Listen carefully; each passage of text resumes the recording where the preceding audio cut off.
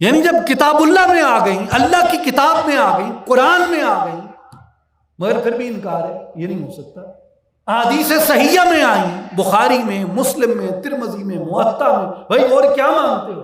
کتاب الاعتقاد میں ابو بکر بیہقی کہتے ہیں حضور کے صحابہ سے ظاہر ہوئی، حضور کے زمانے میں بھی ظاہر ہوئی صحابہ سے، حضور کے وصال کے بعد بھی حضور کے صحابہ سے کرامات ظاہر ہوئی۔ ثم علی الصالحین من امتہ، حضور کی امت کے صالحین سے کرامات کا ظہور ہوا۔ ما یوجب اعتقادا جواز ہی، اس لیے ان کے ممکن ہونے کے اعتقاد کو واجب کرتی ہیں کہ ہر مومن پر یہ واجب ہے کہ اولیاء اللہ کی کرامات کے اس بات کو اپنے اوپر واجب سمجھے۔ جو اس کا انکار کرتا ہے وہ شرف امت محمدیہ کا انکار کرتا ہے، جو اس کا انکار کرتا ہے وہ خدا کی قدرت کا، خدا کے انتخاب اور عطا کا انکار کرتا ہے، جو کرامت ولی کا انکار کرتا ہے وہ خدا کے فضل و کرم کا انکار کرتا ہے۔